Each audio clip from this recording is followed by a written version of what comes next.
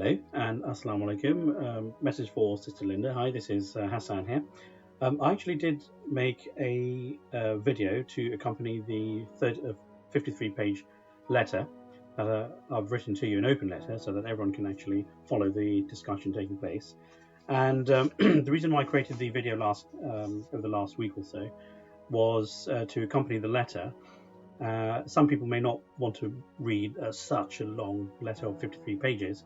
So I did a video just to read out from the letter because some people prefer the visual aspect with hand gestures and music added, which I did. I did all of that, and also some additional footage of video snippets and photos. It turned out that the video was 3.5 hours long. I don't know if people can really will be patient enough to go through it, even if you give enough time over a week or so.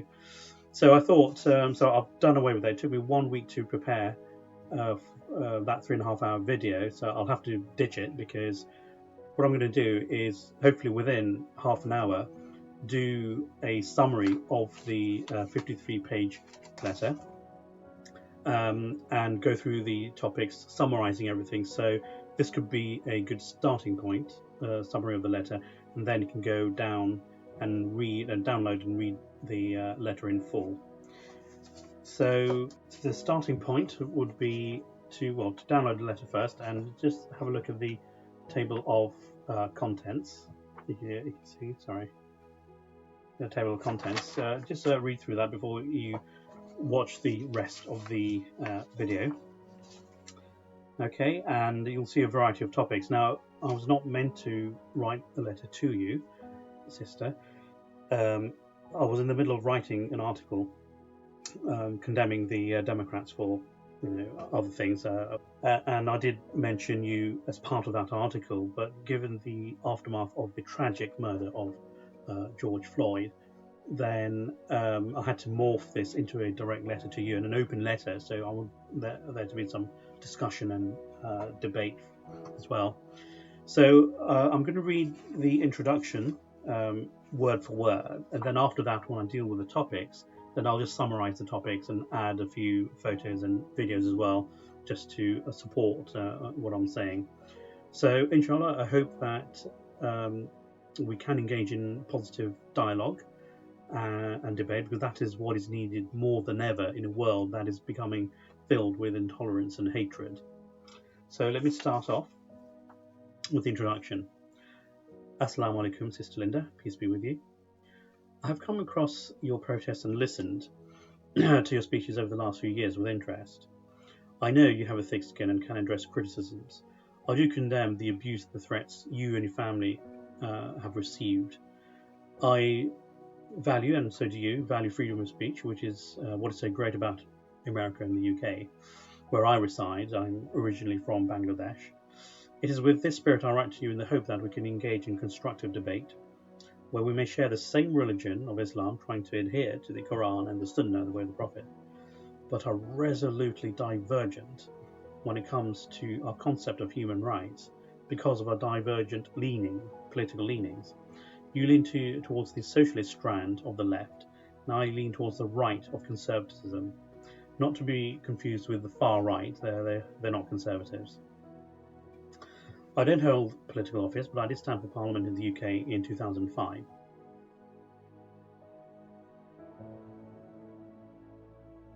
And I stood in county elections. These are municipal elections. During this time, and during the earlier time when I was at university during the 1990s, I did interact and engage with people who had divergent views. Examples: feminists, Marxists, pro-right to choose abortion advocates, atheists, gays, Christian missionaries, priests and rabbis. I'm in the middle of writing a reply to the anti-pharmaceutical critics and may also reply to the anti-vaccine lobby, who I believe use pseudoscience to promote their views.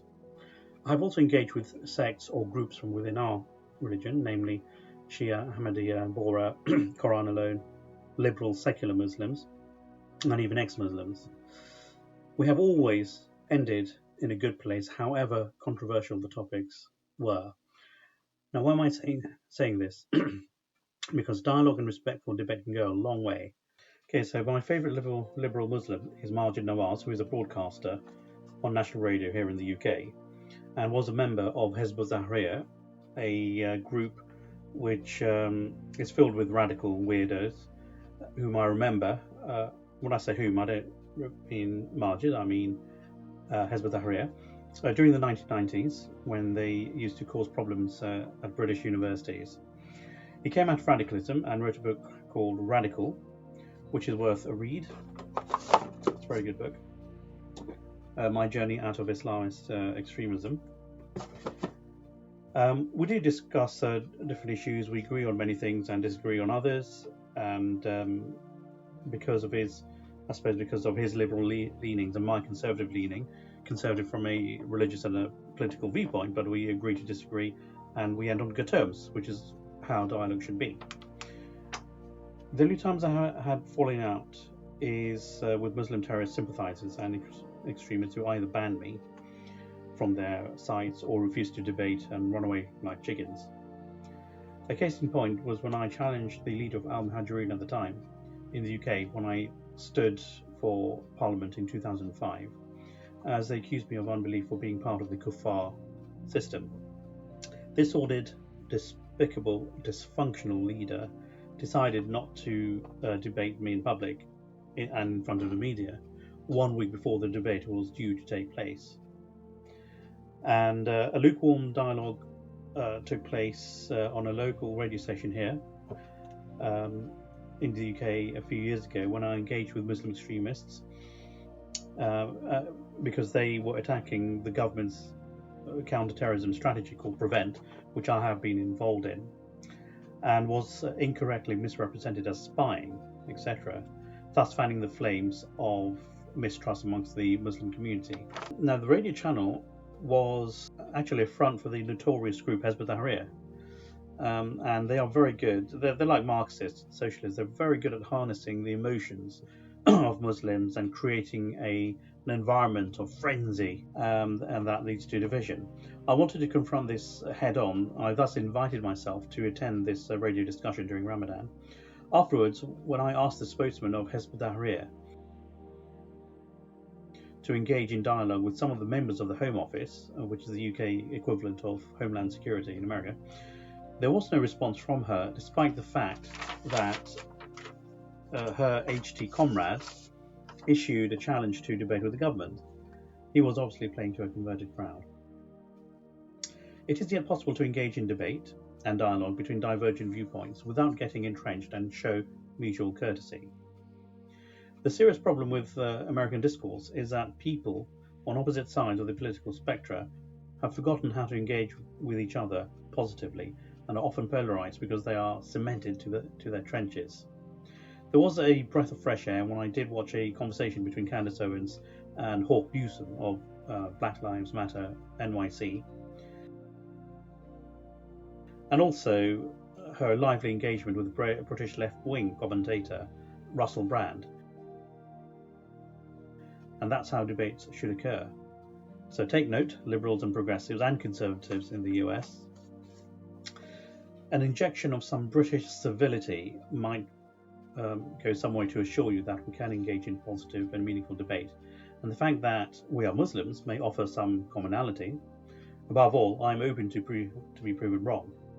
And that is how we learn.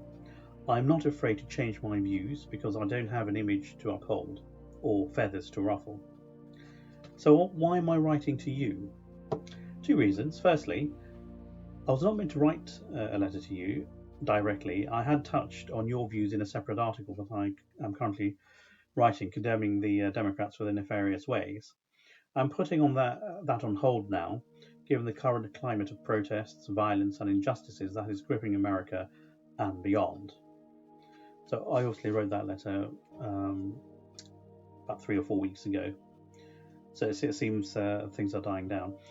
It made sense to separate this part of the article and morph it into a letter directly to you, given that you have been outspoken on many issues as a Muslim and socialist leader, sharing your thoughts and rage about the current situation after the tragic murder of George Floyd. Secondly, given your outspoken views as a Muslim socialist activist, I'm sure you have a reach numbering into millions. You do have a large following, and given that I vehemently disagree with most of the things you say, I'm also trying to reach out to your fellow activists on the left so that we can engage in debate. So here we are. Now, dialogue, debate, and understanding are the way forward, instead of inciting violence, hatred, and revenge against innocent people, which have not solved any of the problems we've seen in the world.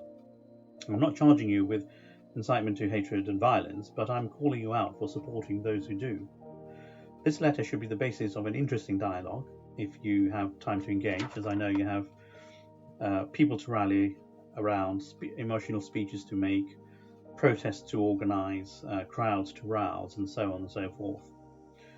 I hope that your reply, if you do reply, will be different to the reply from a left-wing feminist who threatened litigation because she's based in the UK, she didn't like the fact that a brown conservative male, like me, would rebut her point by point. That's obviously my view.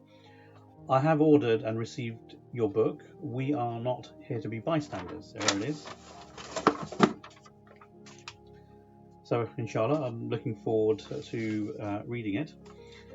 I have the book on my desk in front of me, and I continue to write this letter as your eyes from your front cover continue to stare at me with an elegant smile. So that was at the time of writing, a few weeks ago. A bit weird, you are watching over me, but I'm cool with it. I would have read your entire book before responding to you, but it is necessary to get this open letter out into the open quickly.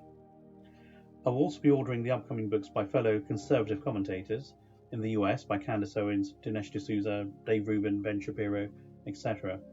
So a comparison of divergent ideas will be very, very interesting. Don't worry, I don't always embalm myself with conservative literature. I do listen and respect commentators from the left. I don't agree with most of what they say, but I do have time for them. In the UK, they are Russell Brand, Nels Abbey, Yasmin Alibai Brown, Owen Jones, and Afua Hirsch.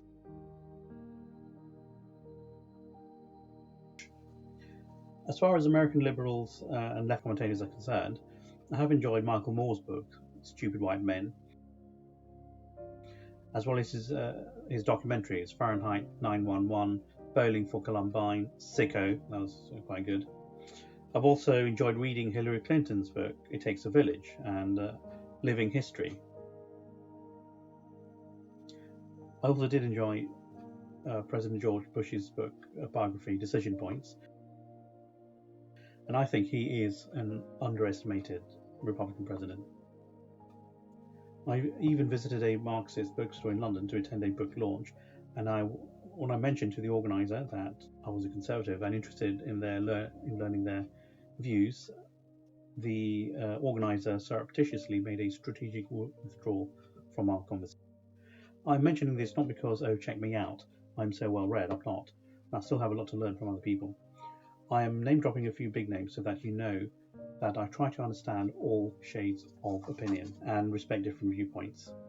You can have an assurance that if we do engage in dialogue, then it will be a pleasant and informative for both of us, and for those reading our exchanges.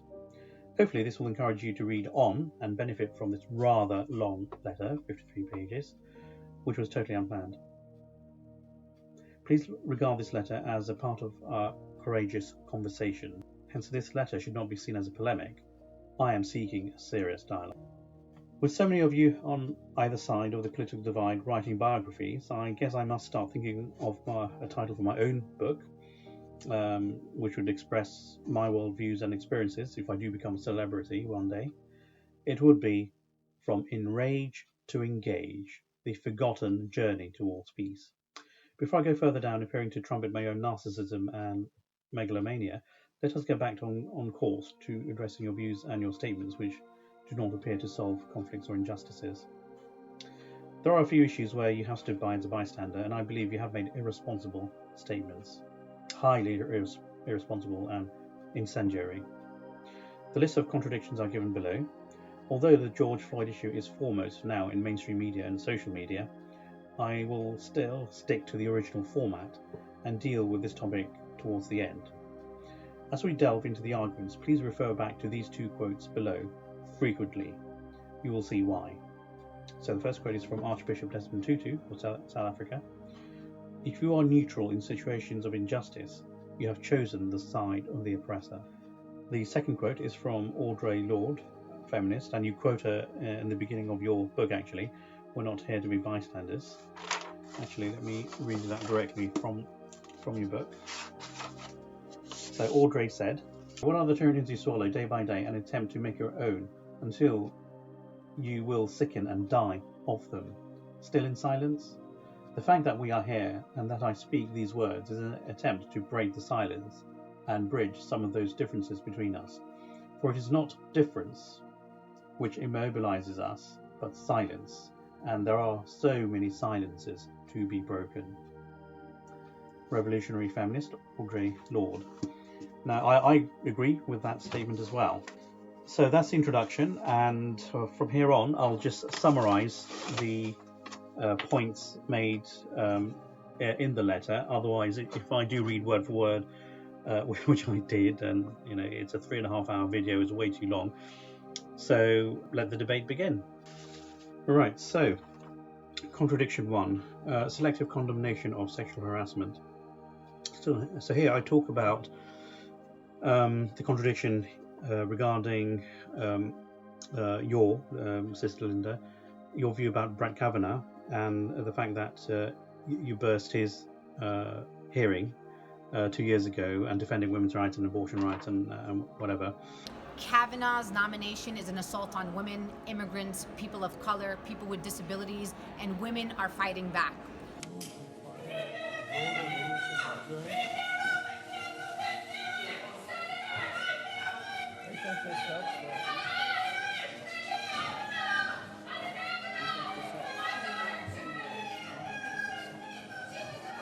And also, you talked about Amy Klobuchar, who is one of the questioners of Brett Kavanaugh, and that she could possibly be a vice presidential nominee. And in a recent Facebook post, you said, no, that's not going to happen. Not Amy Klobuchar, not going to happen. Why? Because when she was prosecutor, she did not convict police officers for abuse of black victims. So the issue I'm making here in the letter is that you're so adamant that Amy Klobuchar is not going to be picked or should not be picked, yet for some reason you are implicitly accepting the fact that Joe Biden will become the Democrat presidential nominee, even though Tara Reid has actually accused him of sexual harassment. Describing being asked to bring then-Senator Joe Biden a gym bag in a Senate office building. He greeted me, he remembered my name, and then I said, here you go, Senator. I handed him the bag, and it happened very quickly. He had his hands underneath my clothes, and it happened all at once. He had one hand underneath my shirt, and the other hand, I had a skirt on, and he went down my skirt and then went up. Reid claiming Biden pulled back when she resisted. He pointed his finger at me and he said, "You're nothing to me. You're nothing." Biden has consistently denied Reid's claims. So, there's a really bizarre contradiction here. So the letter goes into detail. Contradiction 2. Joe Biden's stealth racism. So that's when he told a radio host, Charlemagne the God, that you ain't black if you cannot decide between Trump and Biden. If you have a problem figuring out whether you're for me or Trump, then you ain't black. So here I talk about this sort of racism. It really clearly is racism. And Biden, although he says, he shouldn't have been such a wise guy to make that statement, I say that he shouldn't have been a racist when he made that, and I explain why this is racist. Contradiction 3, talk about fanatical Muslim terrorism. And by the way, after each contradiction, I put in snippets of summaries. So, for example, for contradiction 1, justice for women means support for all victims of sexual harassment and not just those whose alleged perpetrator agrees with your worldview. You cannot be a bystander. And regarding Joe Biden's stealth racism, the caption at the end is, "Universal justice means justice for all, even if it's uncomfortable. You cannot be a bystander." Right, so Contradiction 3, Fanatical Muslim Terrorism. So we know about ISIS and Al-Qaeda, and you did condemn them in one of your Facebook posts, and the suicide bombings, terrorism we've seen from from some Muslims.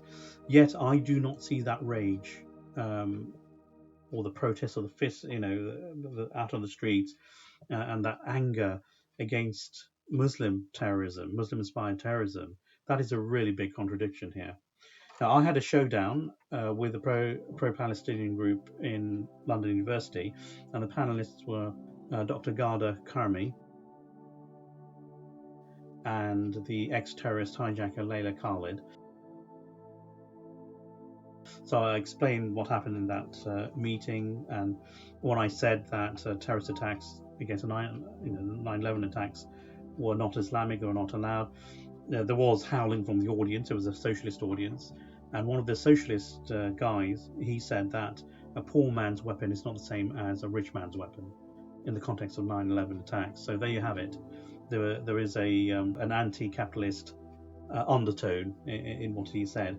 And afterwards, when I got talking to a few audience members, a really feisty Arab girl said that Israel is a military state, because I was condemning the suicide attacks by Hamas on Israeli citizens.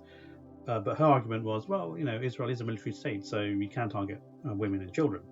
Absolutely bizarre, you see. And when I attended a rally, which was held by this Palestine Solidarity campaign again in central London, I explained what happened there, and I got into an argument with two of the supporters, again looking at suicide bombing in Israel and why that is not allowed. It should not be allowed. Islamically, it's not allowed. They were trying to justify why it was, using a very flimsy reason. The caption at the end of that particular section is, "Universal justice means condemning injustice, even if it is against your own people. You cannot be a bystander." Contradiction 4, Asian and Arab racism. So you rage against racism against blacks, Hispanics, Muslims, and we are on the same page. But then you rip the page apart completely when you have not condemned racism by Asians and Arabs against whites and against blacks. Now, in the letter, I do state that there is a correction. I do stand corrected. You did mention racism against blacks in your recent Facebook post in June, and also a hashtag, which is Arabs for Black Lives.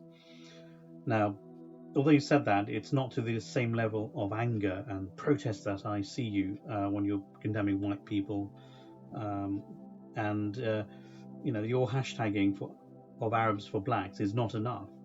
You have to follow your own advice. The advice you gave to white liberal women, those who are like Amy Cooper, the racist, where these women would only protest against Trump, for example, but when it comes to protesting against injustices against blacks, then they do not protest with you as progressive. So you condemn them for that. And even when some of the white liberals use hashtags, that's not enough. You condemn them for these hashtagging, that they should be outside protesting. Well, you're just hashtagging Arabs for Black Lives. So you are not out there in anger protesting against Arab racism and even Asian racism against blacks or whites. So a massive contradiction.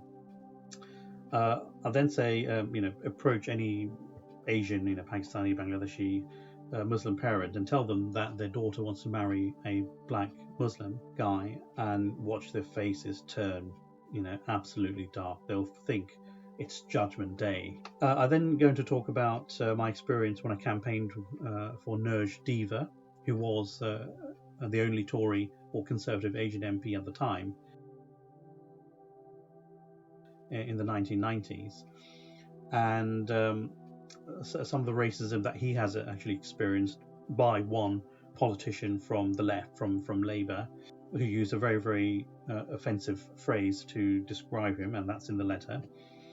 And also, Nurj Diva did experience racism as well, not only from the left, but also some benign racism from the right, and how he actually dealt with that in a very, very funny way, in a humorous way. So I can give those examples when you do if we do engage in dialogue, inshallah. I myself have witnessed benign racism from more of the conservative or white elements when they use phrases such as, he is articulate. They're not racist, but I think the terminology itself, the phrase, can be interpreted as being racist. And also a very, very funny understanding from someone who thought that the reason why Africa didn't develop technologically is because of the hot weather. Because Europe has to brave the elements, then technologies have to be developed to counter those harsh elements, and such technologies would lead on to developing other technologies. So that's why there was technological development in Europe. Now, coming back to racism within the Asian community, I myself have witnessed anti-white racism when I attended a wedding in Bangladesh in Dhaka, when a Bengali family friend of ours, married an English Muslim. And in 1995, when I was at university, a black Muslim speaker came and gave a talk. And I asked a question around his experience of racism by Asians, because I knew that he must have experienced racism. Some of the audience members turned to me with, in puzzlement. They were perplexed as to why I would ask such a question. But his answer actually justified my questioning. And I explained in the letter that he did experience racism, especially when he wanted to marry a lady from an Asian background, but the family wouldn't, giving all sorts of reasons. But then he found out that she did eventually get married to someone within her own culture. Again, how Arabs treat Asian labourers in the Middle East, although Muslim scholars are issuing verdicts now to make sure they're not oppressed. Another form of racism I've come across is where you have mixed race people. So either they have no identities, I heard this from Asians, or they are mongrels. And that's from a white lady I had a debate with in Hyde Park in Speaker's Corner, who doesn't like Asians or blacks being in this country. So anyone can be a victim of racism, of this cursed ideology. I then go on to say that you will no doubt agree that the Quran condemns all forms of racism in the fiercest terms, but in a gentle way. Chapter 49, verse 13. It is the best narrative of what race relations should look like. And the British ex-Prime Minister Theresa May did actually quote this verse in 2014 when condemning terrorism, Muslim-inspired terrorism. It was a very good speech she made, actually. The terrorists who murdered David Haines like to call themselves the Islamic State. But I will tell you the truth. They are not Islamic, and they are not a state.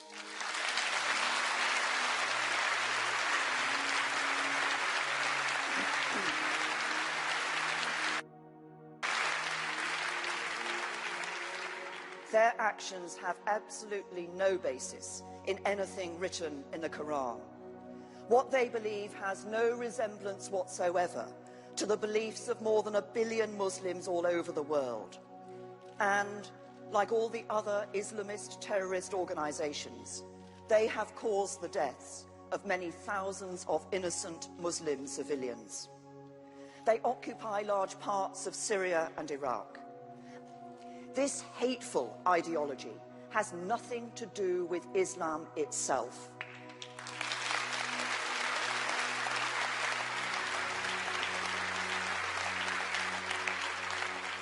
And it is rejected by the overwhelming majority of Muslims in Britain and around the world.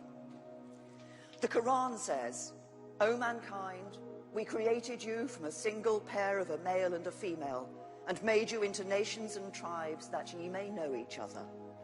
It says, "Let there be no compulsion in religion." So let this message go out from this hall, that the extremists will never succeed in dividing us. Let the message go out that we know Islam is a religion of peace and it has nothing to do with the ideology of our enemies. Let us stand.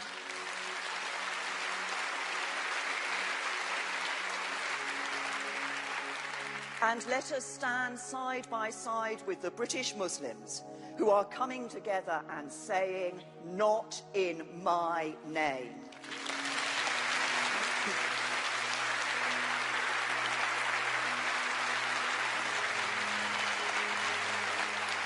And unbeknown to her, that verse was actually quoted in 2001 at the Conservative Party conference by yours truly after the 9/11 attacks. It is worth pondering over this verse because it asks us to take a more unified approach, not a divisive approach, when we want to resolve conflicts, and we should respect our differences and not identify ourselves or divide ourselves according to racial fault lines. Also, the far right, they loathe the idea of universal brotherhood. They want to preserve white culture. They certainly won't accept the genetic similarities that the whole of mankind has, and the fact that all of us are Africans. We all originated from Africa. Civilization came from Africa. Anyway, they, how some people just don't want to know history.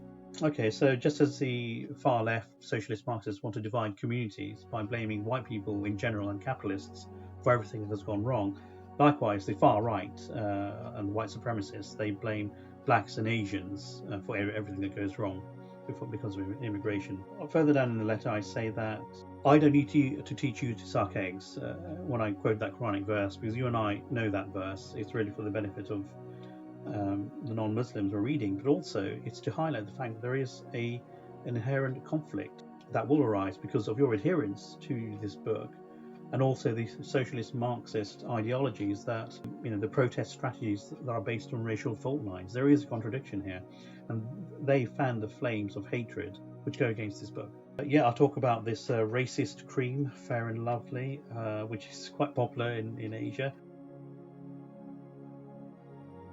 to make your skin white. Absolutely disgraceful, but no, I elaborate on that. And coming back to Asian Arab racism against blacks and whites, it is very easy to patronize the black community by saying, "Oh, my best friend is black," or "Look at us, we've protested, against injustices against black people. We protested in your favor." You need to go a step further, okay? When you find a wife for your son, and if he agrees, when I say son in singular, I know you have other children, but you mentioned your son in one of your Facebook posts about 2 weeks or 3 weeks ago when he was attending a protest. So it was really referring to him, but it could refer to your other children as well. He should marry a black Muslimah. Okay? There will be howling negativity from many of your fellow Arabs and my fellow Asian sickos. But this is true moral courage. The caption at the end: justice is not about preaching moral courage, it is about practicing it. Contradiction 5, weaponisation of vaginas. So you rage against abuses against women, especially non-white women, and have condemned liberal white women for their latent fluffy actions, implying that they are like that notorious racist Amy Cooper. And but you do not, I certainly haven't heard you protest against female genital mutilation, FGM.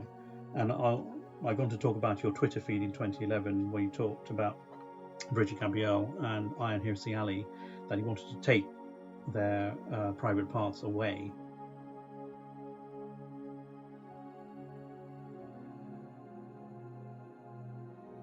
And then you defended yourself against this charge when a white guy asked you about this in a meeting in Dartmouth College. So I explain about this in the letter, and the video here as well, which you'll see. Hi. So this question is really important to me because I believe that women's rights are human rights. So I really want to know under what circumstances it's acceptable to say that I wish I could take their vaginas away.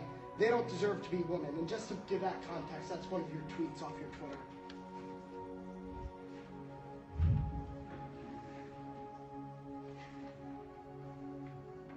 So, let's give some context here because, we have, this is an event organized by an Asian American, right? Let's get some context to this, what's going on here. Celebrating a community, right? talking about communities of color who are being directly impacted at this moment. And I have a young white man in the back who is not directly impacted by any of the issues that I mentioned. Who thinks that I can. So let's clarify. A copy and paste that he got from a right-wing blog, he doesn't even know if it actually came from my Twitter account because he has a screenshot of it. He never actually went to my Twitter account to see if it's actually there, right? That never happened. But let me just say this to you. You're college students. I was in my 20s, and when was that? 2011? People say stupid shit sometimes, right? I will be judged by my impeccable track record for standing for black lives and immigrant rights and women's rights and LGBT rights. You judge me by that record and not by some tweet that you think I did or did not tweet 10 years ago or 7 years ago, whatever it was. So that's my answer to your question. Next.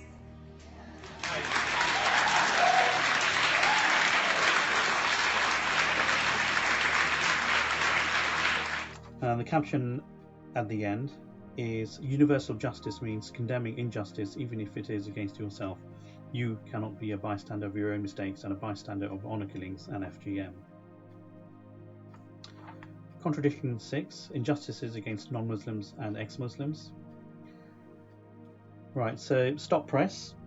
Sister Lauren Booth, who is the sister-in-law of ex-Prime Minister Tony Blair, has been murdered because she dared to convert to Islam in 2010 after her experience in Iran. Her family was irate about her conversion, and she was stabbed a decade later at her home when thugs broke in.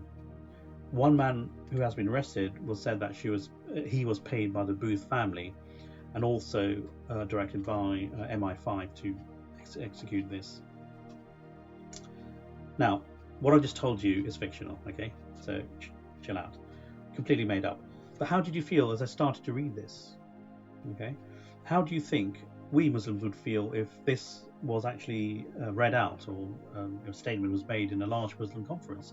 We would be in absolute shock and horror that this could actually happen, and it would confirm our Islamophobia or the Islamophobia against us. So why is it that we would be shocked in this case, but we refuse to be shocked when Muslims who choose to leave Islam or embrace other religions or become atheists? We're not shocked when there are death threats against them or some of them are killed. So why aren't we shocked about that? So there's a contradiction here, and I certainly haven't heard you rage and protest against Muslims who target these Muslims who choose to leave Islam. A big contradiction. I go on to mention some of the ex-Muslims, and my favourite is actually Introverted Smiles. Great guy. He did actually mention me when he actually had a video snippet of one of my videos that I did when I was in Mecca about 2 years ago for the Umrah, and he kindly showed a clip of my video on his YouTube channel because I was talking about the fact that we need to be more tolerant and more critical thinking is needed within the Muslim community, within us. And I like him. He's very honest and very humorous, although he's taken the ex-Muslim route, whereas within Islam. But we do respect each other, and he did say that we don't actually need to have a discussion, myself and him, because we're on the same wavelength. I think I understand that. Although I've been listening to him for about 4 or 5 years since he left Islam, I've only just discovered a few days ago that he was a Bengali. He was a fellow Bengali, and that's probably why we are on the same wavelength. There must be some Bengali telepathy going on here. Okay, so also talk about when Muslims have done the oppression, whether it's the killing of 1 million Armenians by the Ottoman Sultanate, and also the oppression of Christians in South Sudan, the killing of a Christian Pakistani boy, Iqbal Masih, because he dared to campaign against child labour, and they were murdered, and no protests from you or your fellow comrades. It is absolutely despicable. I then end that particular section by talking about diversity and inclusion, which is a good program being rolled out in Western companies, and that really it should be rolled within our communities as well, because we need to be more tolerant of people who disagree, people within the Muslim faith who disagree, and people who leave the faith, and also ex-Muslims, secular Muslims, LGBT, so on and so forth, and even racism within our Muslim community that needs to be erased. I end with the caption: "Justice demands that you call out your own community, even if it is uncomfortable. You cannot be a bystander." Contradiction 7, your attack on white liberal sisters. So here I talk about the fact that you identify yourself as a progressive left as opposed to the liberal left, and you condemn white women for not coming out with you and supporting black people. They only come out when it's in their own interests, they'll come out against Donald Trump, whatever. So you did mention this in your Facebook video. Now, the key thing is that after the tragic murder of George Floyd, loads of people came out, whites and blacks and everyone, including white women, liberal women who you think are like Amy Coopers. They were there, out there. I saw one particular photo where a woman was right in front of a gun of a policeman. And a group of white activists had actually protected the black protesters from being arrested. Yet for some reason you did not acknowledge this. You acknowledge when things go wrong from the white liberal community, but when things go right, you do not support your sisters. So the caption at the end is: "Justice is this. If you are going to condemn what you expected to see but you didn't, then it stands to reason that you must applaud what you did see." Okay, Contradiction 8. Feminism and identity politics. So I'll talk about various different types of feminism, and again you advocate the reproductive rights, abortion rights, which I vehemently disagree with.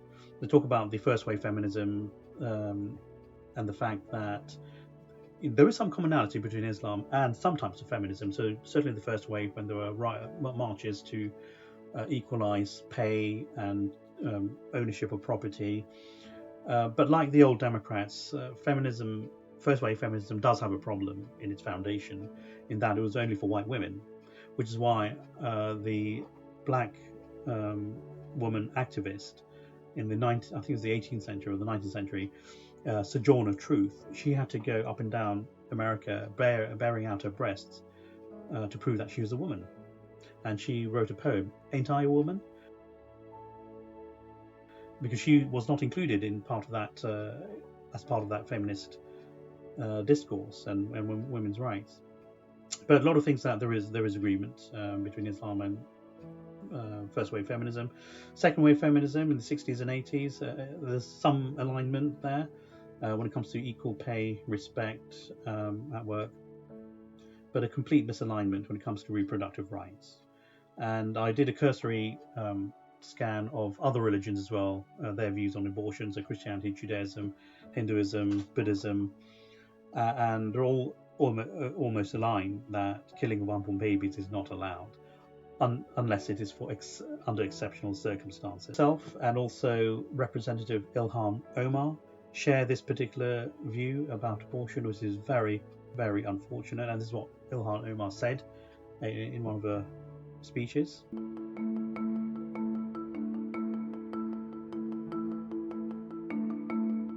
Religious fundamentalists are currently trying to manipulate state laws in order to impose their beliefs on an entire society, all with complete disregard for voices and the rights of American women.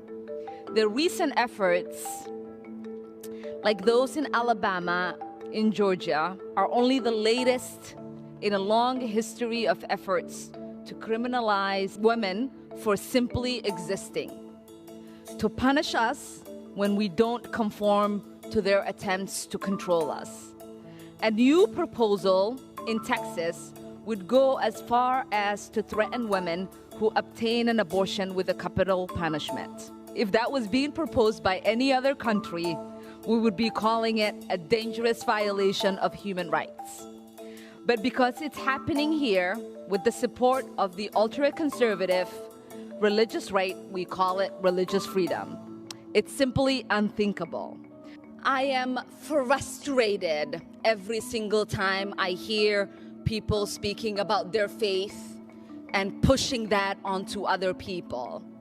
Because we know those so-called religious politicians, when it comes to their life, their choices, they want to talk about freedom. But when it comes to other people's lives and other people's choices, they want to talk about religion.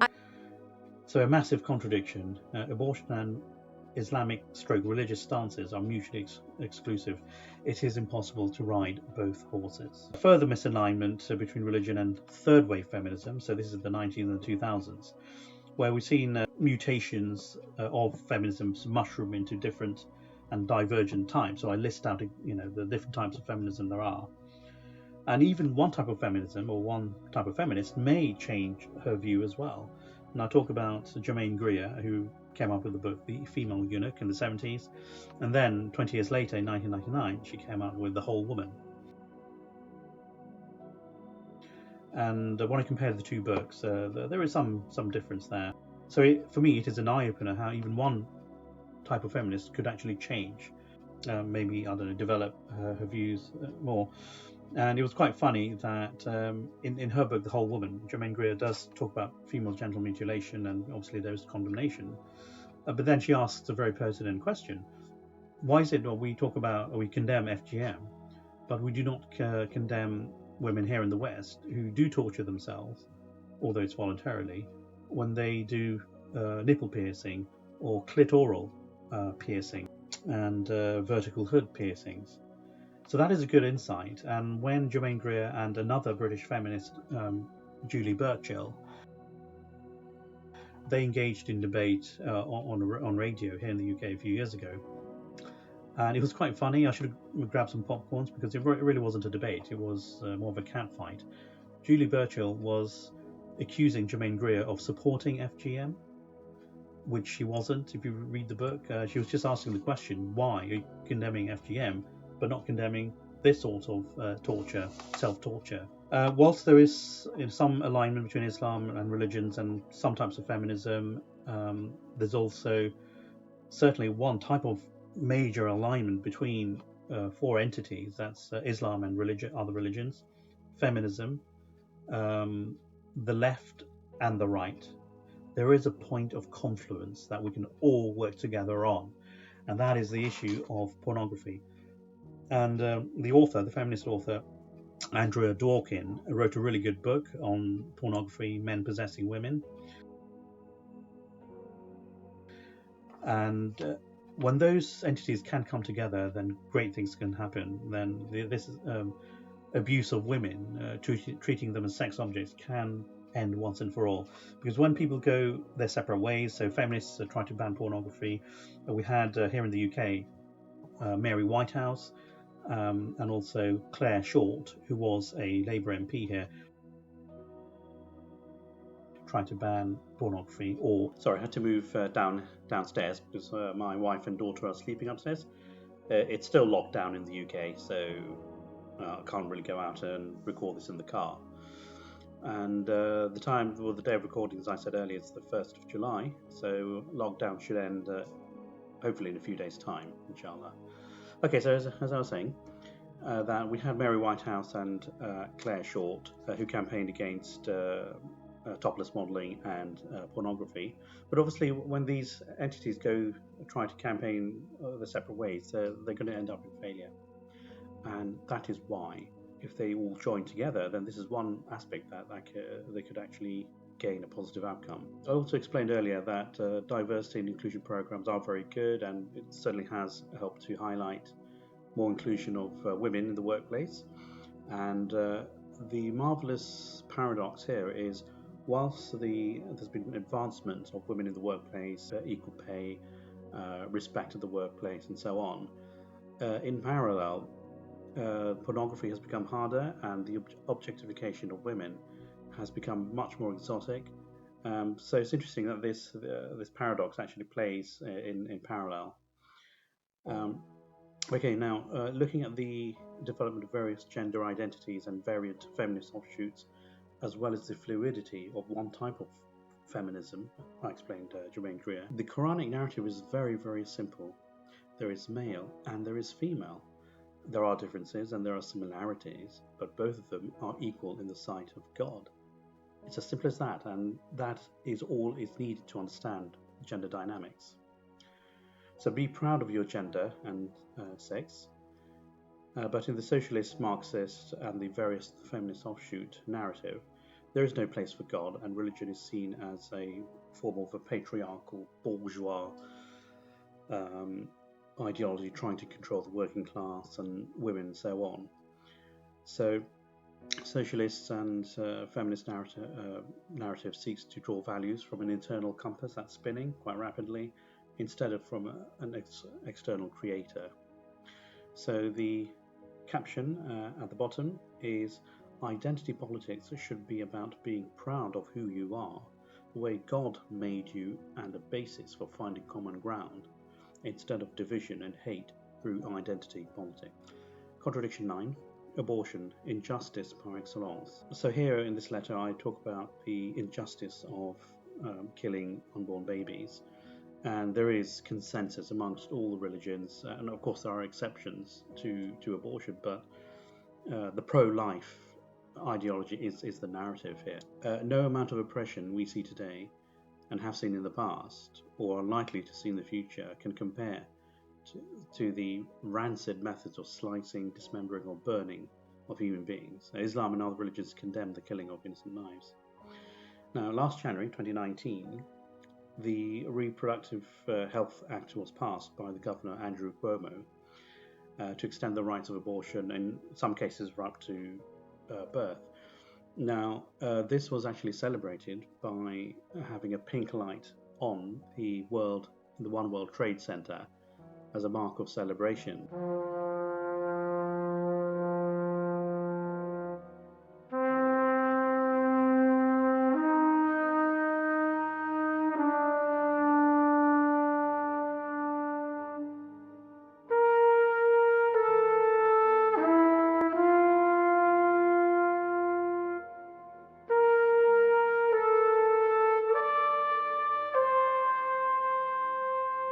This is very ironic, and it was rather distasteful, given that was originally ground zero, where people had died, innocent people have died, and that site should be a commemoration of lives that have been killed, rather than a celebration of lives that are going to be killed. I go on to explain how this all relates to Black Lives Matter. I give some statistics where more black babies are aborted compared to white babies in America, and in New York, more black babies are aborted than are being born. So the slogan Black Lives Matter is meaningful, will only be meaningful if you include the word all Black Lives Matter. So that would include unborn babies, black babies. And this is the real moral courage here. Do you have that moral courage, I ask in this letter, to modify the slogan to all Black Lives Matter? And if you do not believe that all Black Lives Matter, then you need to explain why. So the challenge is back to you. You need to rage and stand in protest alongside the peaceful pro-life protesters, not the violent ones, obviously, who are the often forgotten defenders of innocent lives. And at the bottom, I write, universal justice means justice for all, including unborn babies. Otherwise, your rage against other forms of injustices is rendered meaningless. You cannot be a bystander. Now, Contradiction 10, I write about the Israel-Palestine conflict, and I condemn Hamas for the terrorist actions, and there's a good deal of content on that. When you talk about moral courage and highlighting injustices wherever they are, well, you should have condemned Hamas for terrorist attacks against innocent civilians in Israel. Yes, I know there'll be a retort, well, Israel have bombed and so on and so forth. But remember, we do follow laws set down by a creator, whether you like it or not. We have certain limits, and I'll explain that later. The only people who have actually had moral courage in the Middle East, the only Middle Eastern leaders who had moral courage, were the late Prime Minister of Israel, Yitzhak Rabin, who was killed by a Jewish terrorist, and Anwar Sadat, he was killed by a Muslim terrorist. They both wanted peace, the two leaders, and they both paid the price with their life in exchange for peace. So they have shown true moral courage and paid the ultimate price.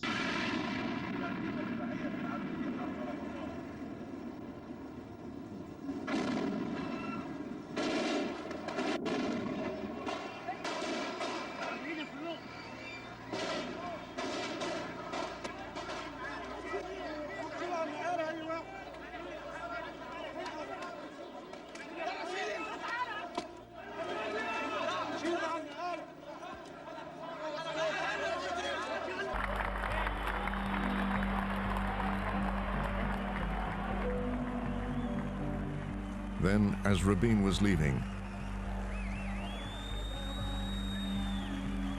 that's him coming down the ramp. The man in the blue t-shirt approached.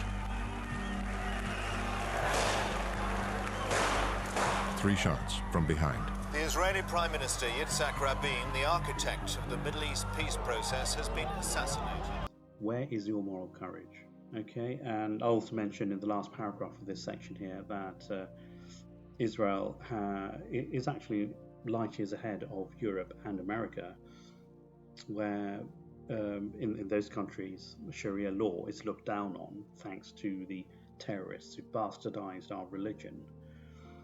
But in Israel, they do have Sharia courts, on the same level, on par with the Jewish courts, the halakha and the mitzvot, as well as the secular courts. They're all on par. And they have Christian courts as well to cater for various Christian sects.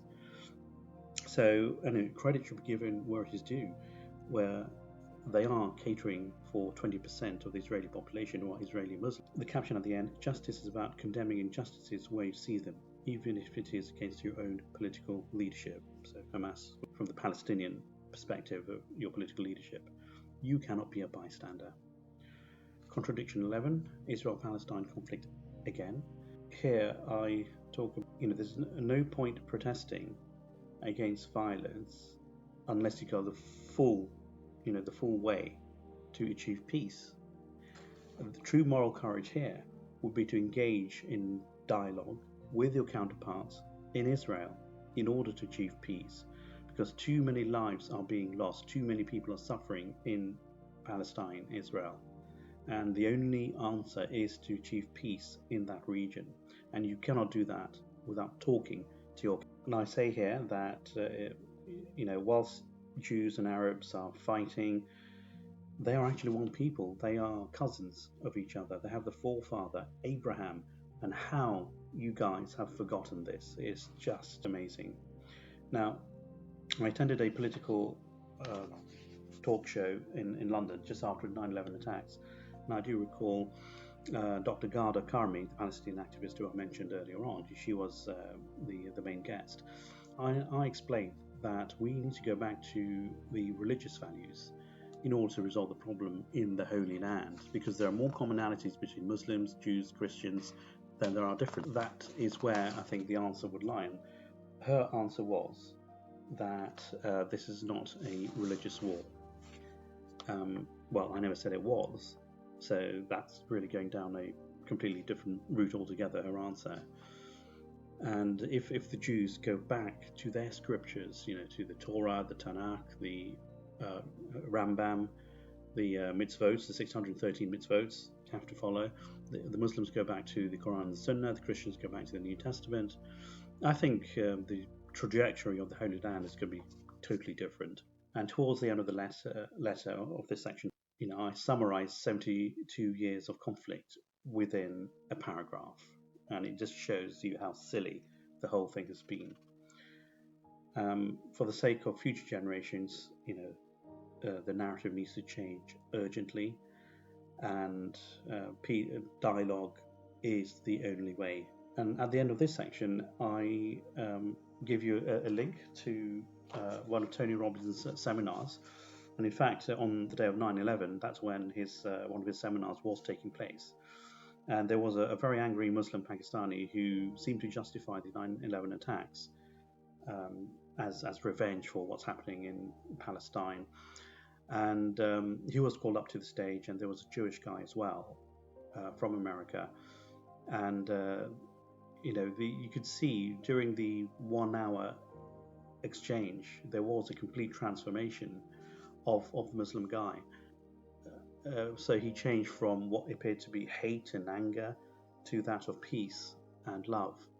And I'd be interested to know what you think of the outcome from that interchange in Tony Robbins' seminar. I don't think you'll agree with what happened, which I think says a lot. So the caption at the end is, "Justice is about recognizing the rights of Palestinians and Israelis, because Palestinian lives matter and Israeli lives matter." Contradiction 12, Asian grooming gangs in the UK. And in this section here, I talk about this blight on our Asian community. And you may have heard about this in the UK, where white girls, with scores and scores, probably in the hundreds of white girls, young girls, were groomed and raped by older Muslim men of Pakistani origin. And there was a lot of hush-hush about it. There was a failure of the police, there was a failure of local politicians. And the people who have been arrested, I don't think justice has been done. I think you and I know how stringent Sharia law is when it comes to rape and molestation of young children. So I talk about this and the absolute horror that Muslims have engaged in against white girls. Okay, so again, a racial element, a racist element here. Some things they did with those white girls which they wouldn't have done with girls from their own culture. So where is your rage there? Where is your anger? Where is that motivating the crowd and harnessing emotions and expressing anger against this injustice? The caption at the end is, "Lives of young white girls matter too. You cannot be a bystander." Contradiction 13, the torture of white farmers. So this is in reference to South Africa, where some black gangs, so they do not represent the ANC nor Nelson Mandela. Nelson Mandela actually tried to put a stop to this, which was the torture of white farmers by some rogue elements within the South African society. Torture would include rape, and there was a case I heard of an 11-year-old child who was boiled alive. Okay, so there is no shame in what these thugs do. And where is your anger against that? I mean, this has not been well publicized, but where is that rage? Where is that anger? The clear racist attacks against these white farmers. Now, if your retort is that, well, it's just revenge for what the apartheid government did, the white government. Well, again, this is more to do with revenge politics and completely a departure from the Quran and Sunnah. So at the end, the caption is, "Innocent lives of white farmers and their families matter too. You cannot be a bystander." So contradiction 14, other murders by police officers. So I talk about Justine Damon. She was murdered by a Minneapolis police officer, Mohammed Noor. And apparently, he was the only witness there. There were no other witnesses, so we have to go by his word. He said it was an accident. He didn't know, he couldn't see in the dark, and shot her by mistake. In any case, she died, and he only got 12.5 years in prison. That's not justice. Okay, so do you rage about that? Are you angry about it? Yes, and I talk about the financial compensation the family got, but then that should be irrelevant. This is about justice and the lack of justice when that police officer was only given 12.5 years. Also, I talk about Tony Timpa. I'm sure you've heard of Tony Timpa. He was actually killed by police officers in Dallas in 2016. And very similar circumstances to Floyd, but one of the police officers put pressure on his back, and he couldn't breathe. He was saying, "You're going to kill me, you're going to kill me," and the officers was just joking and laughing whilst he was dying, and his limp body was put into the ambulance and he died. So, caption at the end, "Justice demands you call out injustice wherever it is, regardless of race or religion, and even if it goes against your own narrative. You cannot be a bystander. Contradiction 15. Who remembers Rodney King and Reginald Denny? You may remember Rodney King way back in 1992, a black taxi driver who was beaten mercilessly by police officers, and there was a huge riot in Los Angeles. And in one of the protest areas, a white guy, Reginald Denny, he drove in by accident. He was transporting something. He was pulled out of the lorry and he was kicked. He was beaten. A brick was thrown onto his head. He was attacked with a claw hammer. They were trying to murder him. Luckily, he survived, but with massive injuries and life-changing injuries, obviously. And the police were not there. I've never heard you condemn that sort of violence either. So where is that rage you keep on talking about? Rage against injustice. Okay, so caption at the end. Justice demands that you call out injustice wherever you see it, regardless of race or religion, and even if it goes against your own narrative. You cannot be a bystander. It's the same motto as the previous example. Contradiction 16, another form of racism. We have observed various forms of racism. I explain, the different groups that have been victims, and there is one group I do ask you to ponder over, which other group has had racist experience in America and Europe. And I left a space in the letter so you can just ponder and scroll down. Once you do that, I'm just going to have some Coke. Now I do, this is not a product placement, by the way. I do drink Coke and Pepsi. I do recall a scene from Bill Clinton's impeachment trial about 20 years ago. He was obviously lubricating his larynx with Diet Coke. I thought that was a good product placement, and now this isn't. Alright, so I've given you a few seconds, and if you have scrolled down, then I'm talking about racism against the Jewish community, anti-Semitism. Did that occur to you, that group that has been victim of racism? I doubt it very much, but if it has occurred to you straight away, then I will retract. I'll make an apology in advance. Okay, so where have you shown the outrage, the usual, pumping your fists in the air protest against anti-Semitism? You are very silent on that, and also calling out your own Arab brothers, who, quite a few of them are racist against Jews. So they blame Jews for everything, all the ills in the world, much like white supremacists. So yes, you did raise money for to fix a desecrated Jewish and Muslim cemetery. That's brilliant. Well done. But that's it. So I'm still looking for that protest. Whose feathers are you going to ruffle if you did protest against anti-Semitism? In the same way you have protested against other injustices. Caption at the end: Jewish lives are important. You cannot be a bystander to anti-Semitism. Now, contradiction 17, there are sub-contradictions underneath, and this is the main part of the letter, which is the support of violence in the aftermath of George Floyd. Now, I kept this till the end, and I talk about the fact that I watched the entire video of the killing of George Floyd, which wasn't shown on TV, obviously, the full length, and it was absolutely abhorrent. It was reprehensible. You would not be a human if you did not feel, sickened by what you saw. I go on to write that the CEO of a multinational company was interviewed by CNBC, and he said that white men should listen more, and his company will be donating $10 million to resolve racial injustices.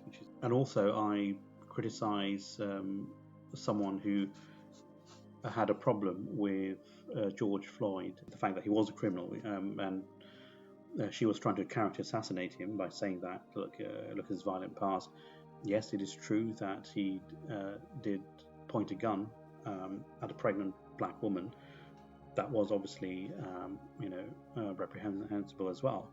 But the police were not called out because of his past crimes. He paid the price. He started a new life. He was known as the Gentle Giant, and the police were called because one of the employees of Cup's Food, where he tried to use a fake $20 bill, they called the police to examine this $20 bill, and what happened afterwards should not have happened. And this was from Cops Food is owned by a Palestinian guy. Now, I write here that in the last few days he made statements in response to the protests, and then I quote, actually lay out exactly what you had quoted in a couple of videos on Facebook, where you condone the violence, which is absolutely reprehensible. So I quote these, and then after I've quoted your statements, I then go on to answer every single statement that you made. So section 17.1, or so subsection 17.1, where you made a comment as to, why shouldn't people be enraged? You were conflating the violence with legitimate anger shown by peaceful protesters, and you try ever so hard to justify. So 17.1, 17.2, 17.3, I take your statements one by one. 17.4, 17.5, yeah, I'm not going to read them out. You can read these in your letter. And then under 17.5, I actually quote statements from Mark Morrell, the former mayor of New Orleans, Jay Johnson, the former secretary of Homeland Security, an official in Cincinnati who was in tears because of what the young black activists, 14 years old, 15 years old, were being asked to do, to throw bottles at the police. And he was in tears, and I quoted word for word what he said. I'll then ask you the question in the letter. Sister Linda, are you convinced by the wisdom of these people? Or are you going to maintain that they don't have the right to wag their fingers on the criminal elements? I know you're not going to be convinced by what they said, so I quote the daughter of Martin Luther King, Bernice King, and what she had to say about the violence. I then quote from Terrence Floyd, which is George Floyd's brother. They're not going to move! So let's do this another way. Let's do this another way. Do this peacefully. Please. My brother moved here from Houston, and I used to talk to him on the phone. He loved it here. He started driving truck. He was good. So I highly doubt. No, I don't know. I know he would not want y'all to be doing this. And I'm not saying the people here, whoever's doing it, relax. And you have to, as you read through their counter responses to violence, you have to admit that you are being cornered here. You are being proven wrong. And when you make incendiary statements that you're supporting the violence there, little wonder why you're being monitored by the security services. You think everything's being monitored. Yeah, I'm not surprised, duh. I've been involved with the UK government's anti-terrorism, counter-terrorism strategy, Prevent. And if you were to come to the UK, I think you too would have been monitored by the security services, and I would have supported them. Just look at the statements you have made with no remorse whatsoever. Now, again, if you're not convinced by those wise responses to violence, then I've quoted the statement from President Barack Obama. I've also quoted from President George W. Bush, and a bit about Donald Trump. I haven't really spoken about Donald Trump because he hasn't really shown leadership in this time of crisis. The only thing he did say was in response to President George W. Bush, where he lists out a set of policies where apparently the black communities have benefited. Now, I don't know much about these policies. I have to look into them. And I mention a Netflix documentary called 13th, which talks about the history of slavery, and then when slavery was abolished, a lot of black people were still in prison. They were reclassified as prisoners so they could remain in prison, and the incarceration rates were very, very high over the last few decades. And if Trump has reduced the incarceration rates, then what will be your response? You have to give credit where it is due. But again, as I say, I cannot confirm these policies. I have to look into them. But you should be prepared to change your mind when you see facts might go against your narrative. Okay, 17.6. I repeat a part of what you said in 17.5. Would be out on the streets by any means necessary, getting justice for your family. So by any means necessary is something that you've quoted twice in the two videos I saw. That obviously was from Malcolm X, and then I go on to explain why Malcolm X is different from the person he did become, Malik al-Shabazz, after he embraced Orthodox Islam. And I recount his story where he explained the brotherhood he witnessed when he went to Mecca for the Hajj and interacted. He saw white Muslims and his perception actually changed as a result of this brotherhood he witnessed. And he said he had an adjustment to reality. So I challenge you back. Where is your adjustment to reality? You can't use the slogan by any means necessary. He disowned that. Okay, so section 17.7, recourse to religion during times of war and oppression. So I state that if I fail to convince you to separate out the violence from the peaceful protests, then let us have a recourse to something that we are both supposed to adhere to, which is the Quran and the Sunnah. So you know the history of warfare by Muslim armies and the command that the Prophet Muhammad, peace be upon him, gave to Muslim army to, not to loot, not to destroy, not to kill innocent people. That is, the high standard that the rules of warfare is set out in Islam. And you'll know the story of Prophet Muhammad and his 10,000 companions when they came back to Mecca, to the very people that kicked them out and tortured them in the first place, which is why they migrated to Medina beforehand. They could have actually done a lot of damage, and some of the Meccans, they asked Muhammad asked them, what do you require from me? And they answered, mercy, O generous brother. And so Muhammad, he let them go. He said, so be it, you are free. So apart from 4 people who had capital punishment, all of them were freed. And that shows how magnanimous Prophet Muhammad was. The Prophet Muhammad, peace be upon him, said, do not kill children, avoid touching people who devote themselves to worship in churches, never murder women and the elderly, do not set trees on fire, nor cut them down, nor never destroy houses. Now compare what you have been supporting to what Prophet Muhammad has been saying. Do you not see a contradiction here? A big contradiction. And also look at the statement from Abu Bakr, who was the successor to Muhammad, the first caliph in Islam. I won't read it all out, you read it in the letter. And then I explain that I've seen myself where some of the generals, American generals, understood the Islamic rules on warfare and not targeting innocent civilians. And I quote from Colonel Tim Collins, a British colonel, who gave a very inspiring speech to his troops before they went into Iraq in 2003. Again, I'm not going to read this out, and I think there's a video of that, not of him personally because that was not recorded, but it's played by the British actor Kenneth Branagh. We are going into Iraq to liberate and not to conquer. We will not fly our flags in their country. Now, there are some who are alive at this moment who will not be alive shortly. Those of them who do not wish to go on that journey, we will not send them. As for the others, I expect you to rock their world. Wipe them out, if that's what they choose. If you are ferocious in battle, remember to be magnanimous in victory. Iraq is steeped in history.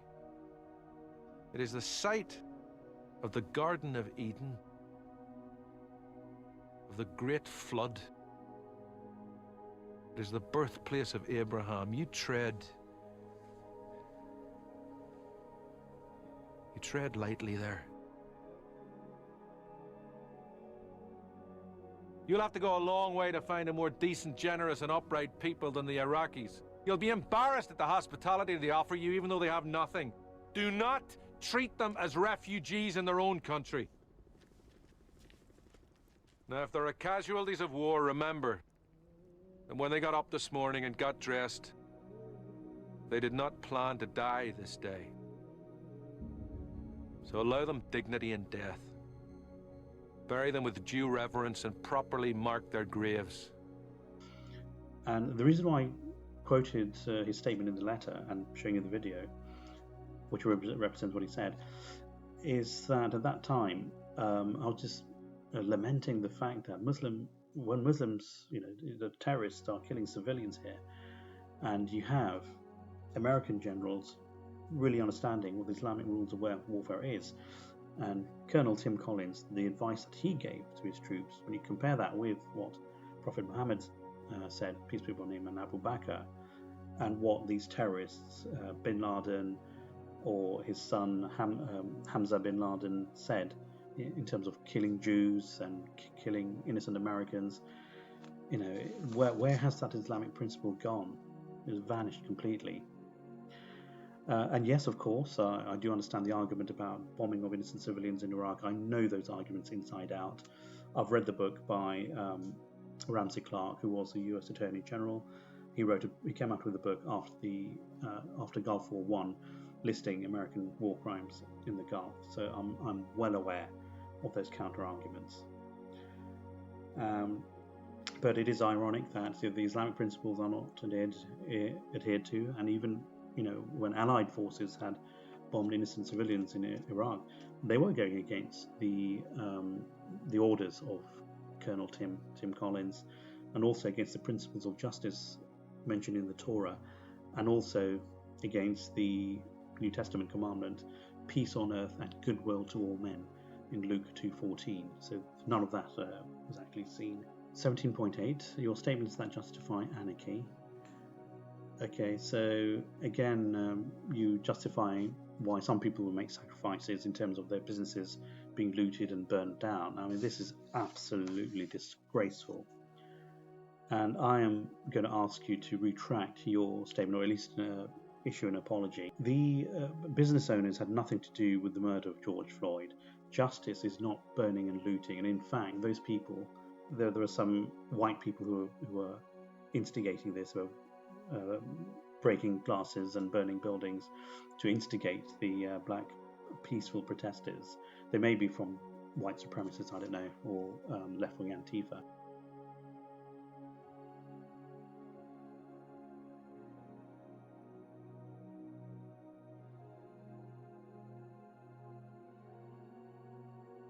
People work too hard. You ain't gonna do it in front of me.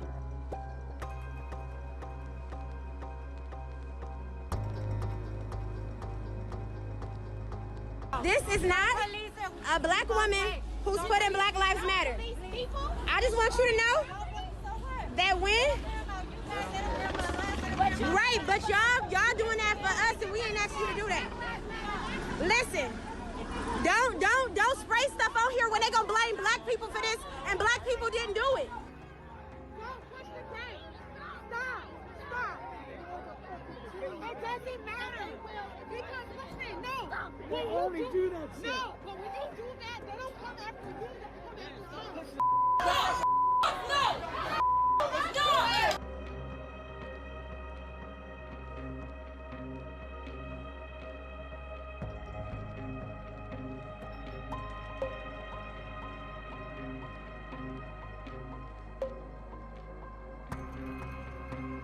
Don't spray on these people's buildings. That's not our message. We out here standing together peacefully, protesting without any problems. You got people of all races spraying on buildings talking about Black Lives Matter. That ain't even us. You got police officers coming to a peaceful protest spraying gas on us. We ain't even did nothing. I then go on to make quite a few arguments or counter-arguments to your support of anarchy. So instead of me just quoting word for word, just read that in the letter.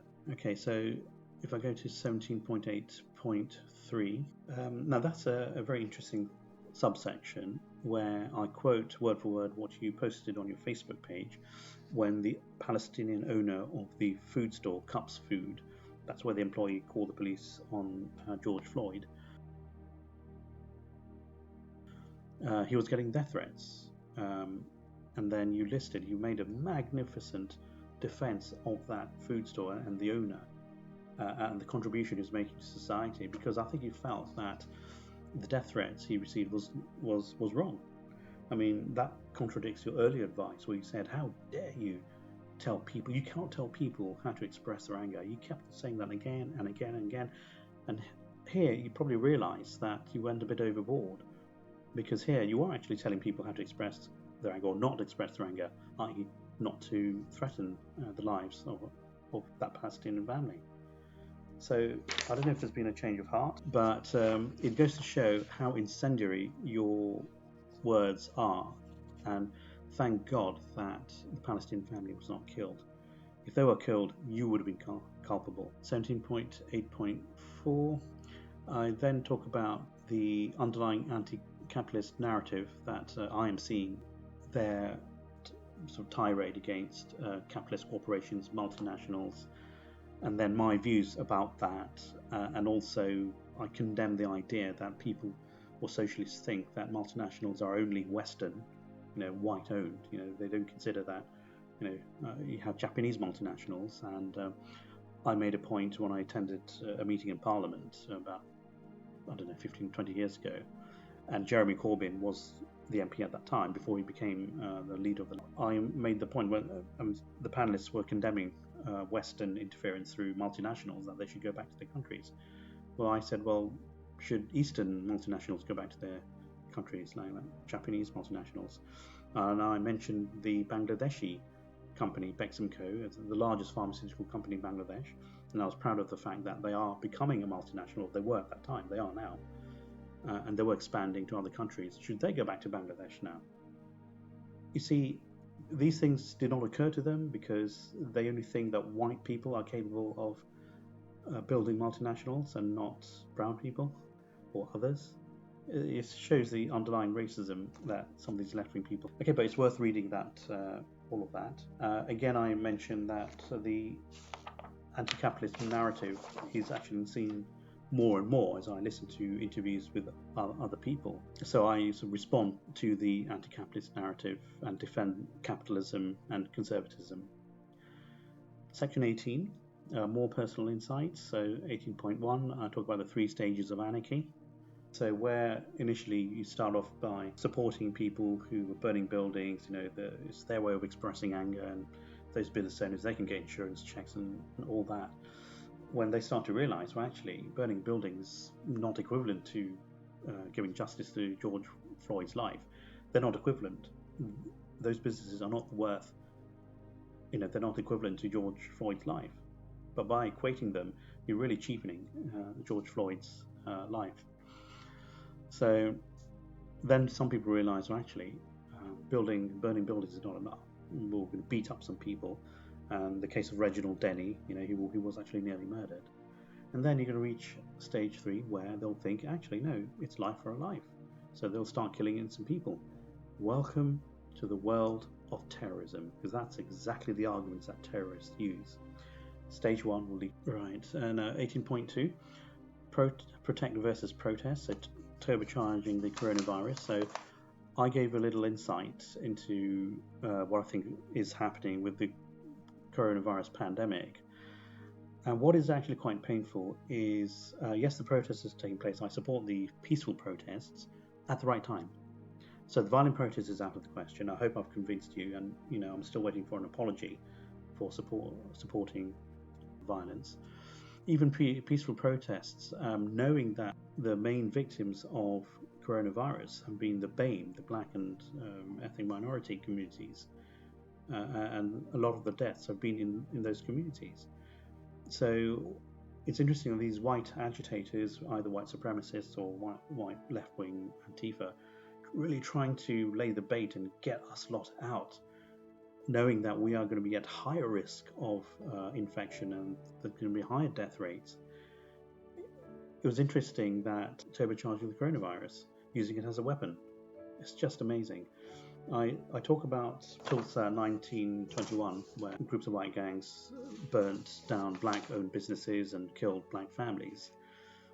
What I'm seeing here in 2020 is the modern version of Tulsa 1920, where these white agitators, they try and agitate the black and other communities to come out in rage and use coronavirus and weaponize it so that they suffer more. The infection rates go up in those communities. It's just bizarre. And the doctors and nurses who died from coronavirus, what was their message? Their messages were, we stay inside so that they can do their jobs to protect those who are really suffering from the virus.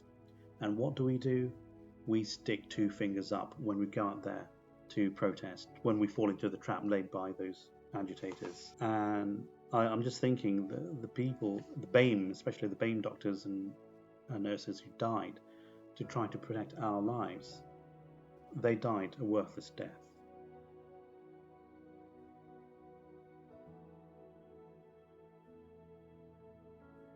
Absolutely disgraceful. Section 18.3, history of silence. So we are taught, or I'm sure schools have taught about the history of slavery against blacks in America and the movement to free slaves.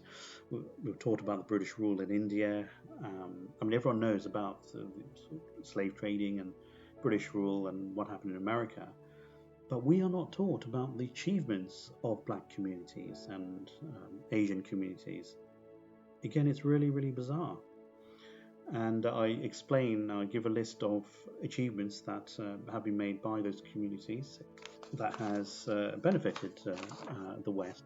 And we're not taught these things. We're just taught about how bad everything was, and they should be taught this. But you're actually inculcating psychologically that black people are going to be down there forever, beaten, downtrodden, glass ceiling they can never achieve. I say, well, sob that.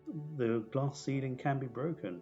There's been a history of achievements, and I list names from black communities. And if after listing those names, if you have to do a Google search on most of those names, then we have a problem here, a massive problem. Why didn't you know about these names? Okay, and I also talk about Timbuktu in Mali, which was a center of learning in the 12th century, and some advanced knowledge that some African tribes did have in the past, which was only discovered recently by modern astronomers. So why is there a history of silence on these achievements? So I then refer to Barack Obama, who said that we should also believe that there is hope, and totally agree with that. And Meghan Markle, the Duchess of Sussex, when she gave some advice to her old school in LA, she said, I'm sorry, I am so sorry that you have to grow up in a world where this is still present. That's something that you should have an understanding of, but an understanding of as a history lesson, not as your reality. And that links in quite nicely with what I've just said about celebrating the success and achievements of black communities and Asian communities in the past. In the final part of that particular subsection, I talk about Reverend Al Sharpton. He gave a wonderful, inspiring eulogy at George Floyd's funeral. Some really amazing analogies he used, but only one thing I disagreed with, and I think that links into the anti-capitalist drive, or the drive against refusing to recognize successes that black and Asian communities have made. He said here that if George Floyd, assuming I understood Al Sharpton correctly, if George Floyd had been a polished bourgeois brother, then they, i.e. the black masses, would not have had value, but because Floyd was from them, they were valued. That's what Al Sharpton said. So what is wrong with a black brother who is bourgeois, who is, who has made us that level which had been occupied by white privilege, white people reaching that state of white privilege? When blacks start to reach that level, and Asians, then suddenly they are discredited, or they're disowned. They do not represent the masses. Well, it should be the other way around, that they are reaching that state of privilege. So everyone else, there should be leveling up, not leveling down. Subsection 18.4, Black Asian Conformity and Latent Racism. So again, talk about the Marxist, socialist perceptions of Asians and blacks, that because of our ethnicity, we should only have one political ideology, which is the left, or socialism. and if blacks and Asians do not conform, then they are ostracized. And I talk about some of the commentators like Kahinde Andrews of the UK and Afua Hirsch as well, who criticise the diversity within Prime Minister Boris Johnson's cabinet and the ministerial team.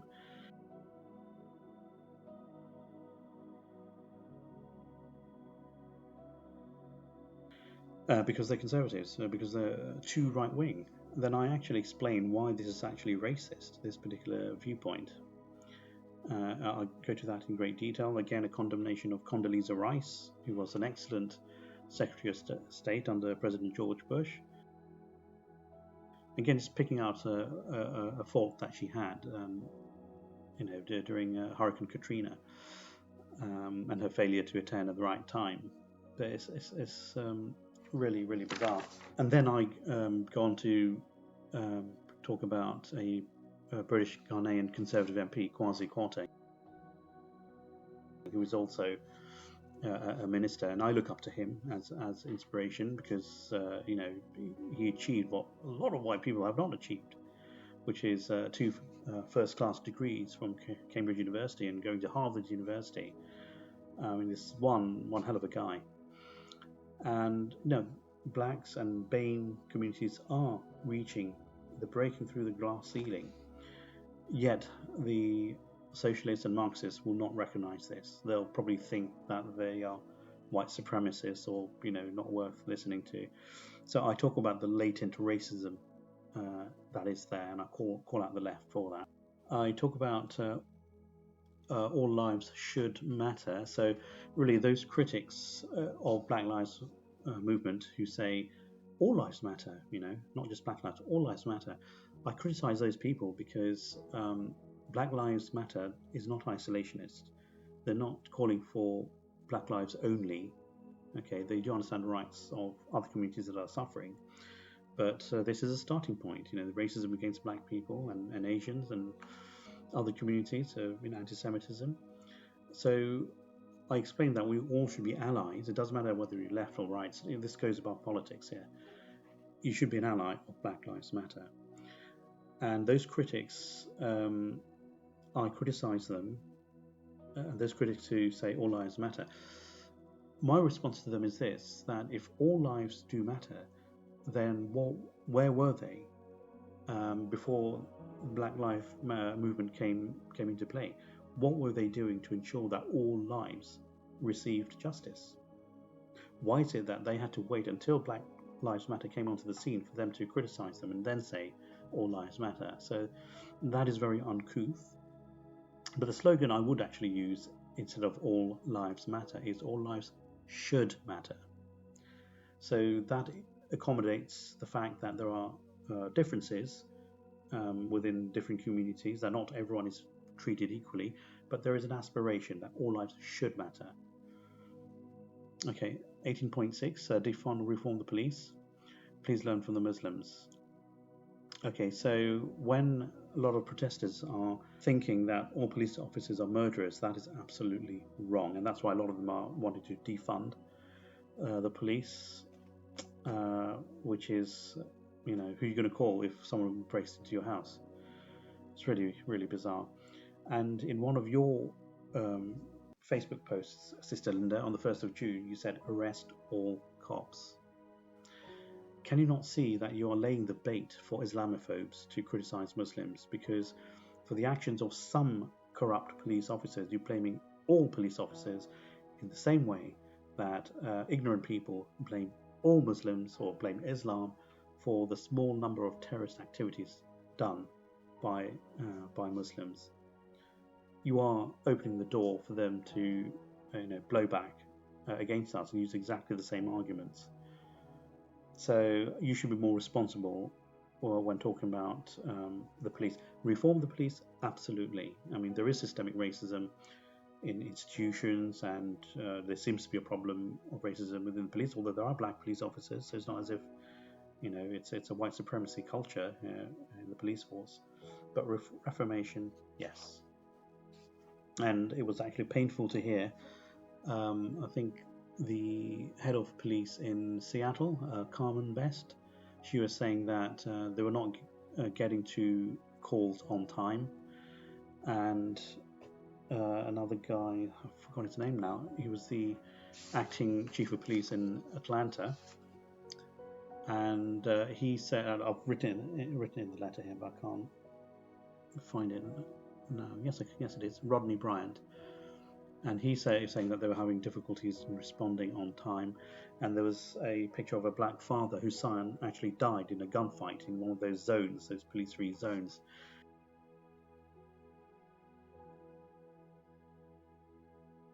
And when you are supporting these police-free zones and defunding the police, and people are dying as a result, you are responsible for this, you and your friends, your supporters, who are advocating all of this. Section 17.8, Cooper versus Cooper. So I talk about Amy Cooper and that black guy, Christian Cooper, the bird watcher in Central Park, and that racist woman called the police, saying that there was a black man trying to kill her.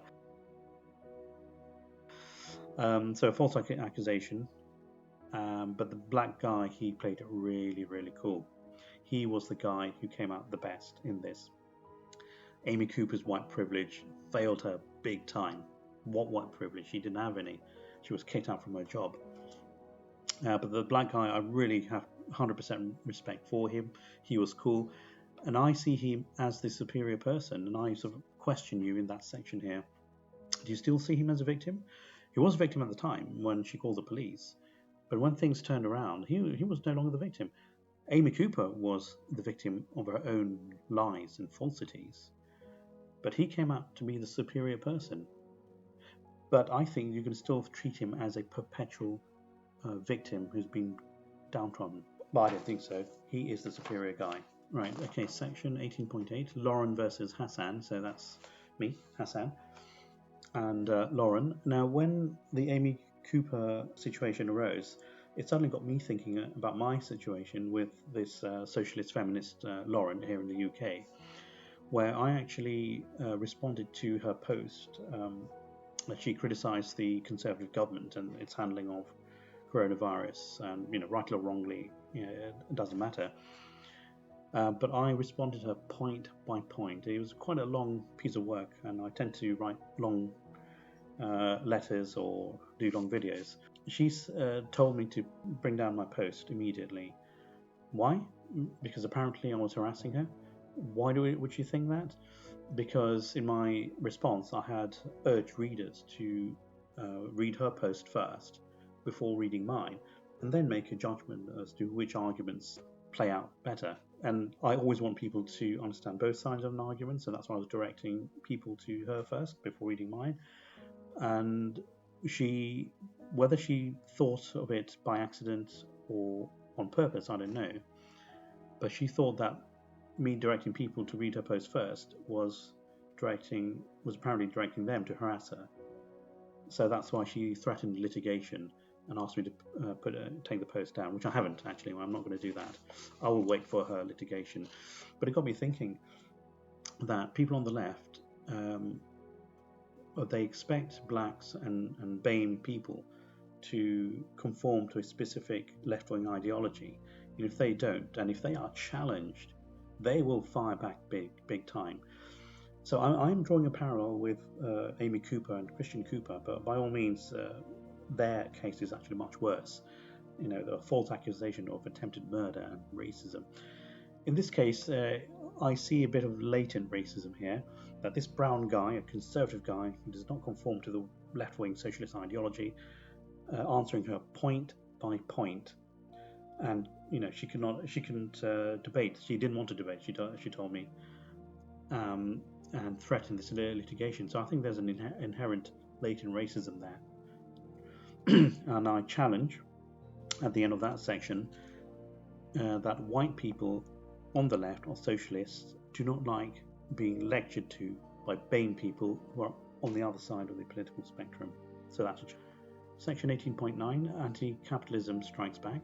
I talk about a documentary that appeared on the British TV channel Sky TV, and it's entitled 8 minutes 46 seconds. There were two commentators. One was Zeli Imani of Black Lives Matter, who said that the power structures need to be destroyed, and also Kehinde Andrews, who I mentioned before, a columnist, left-wing columnist for The Guardian. He said that the political economy will need to be done away with if we're going to solve the problem of racism. Now, the political economy is actually a capitalist system, conservative, or even if you have Labour, it's still a capitalist system. And so there's an anti-capitalist narrative that is flowing underneath, and that's what this is all about, I think. And it's really, really sad. Okay, thought experiments, section 19, and then subsection 90.1. Are you a racist? So I'll give an example of something that's happened and to think about it. Section 19.2, let's talk about privilege. So I try to understand what white privilege is and try to respond to people who think that white privilege is a static thing, that they're always going to be up there, and then BAME people are never going to achieve that state of opportunity and success. So it's a difference in mindset. So I try to explain this in this particular section here. Why I don't believe that white privilege is static. It is definitely fluid, and talk about achievements, successes that we are starting to see now in the BAME communities, and reaching that stage which was once occupied by white folks, this thing called privilege or success or opportunity. Okay, so I'll give a few examples, thought experiments, to really try and challenge that narrative that white privilege is here to stay forever. So let me skip that page. Section 19.3, Africa Rising. So I explain, again, this is a thought experiment, I think, about the status of Africa. Again, I'll wait for you to read the letter to really understand what I'm talking about and challenging your narrative. Section 19.4, one word that will turn away millions. So that word is all. I referred to abortion earlier on, and I explained if you add the word all to the slogan Black Lives Matter, so all Black Lives Matter, then you'll see how people turn away in droves. They will not agree to that slogan because they don't believe all Black Lives Matter. So I explained that in great detail. Again, I quote one of your statements you made on Facebook on the 4th of June, where you pray to God, pray to Allah, about shielding innocent people and about justice and blessings, and I'm with you on these prayers. But then I remind you that there are other injustices as well that we need to pray for, which you have conveniently forgotten. Okay, section 20, conclusion. You've come to the end of the letter almost. So I'm asking you, Sister Linda, to review the above. And you and I, we follow the Quran and Sunnah, but our concept of human rights do diverge. They should converge, but they don't. They diverge completely. It may be that your gravitation towards the left wing of politics has led to this inherent conflict that I've highlighted before between religion and your narrative and your incendiary comments that you have been making.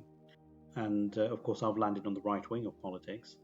Now, it doesn't mean, don't misinterpret this, it doesn't mean that people on the right are more religious or somehow have a monopoly on religion. They don't. We don't. Absolutely not. And there are people on the left who are religious. I praised Barack Obama for quoting from the Bible a few times, and especially at a time when secularism is on the rise and they don't want to see religion out in the public square.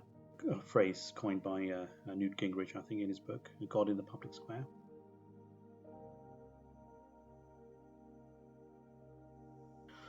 And but those people on the far left, like Marxists and socialists, who are religious, then they have to grapple with an inherent conflict that there will be between the religious values and socialist ideologies. Now, the letter may give the impression I have a gripe against socialism and Marxism. Yes, I do.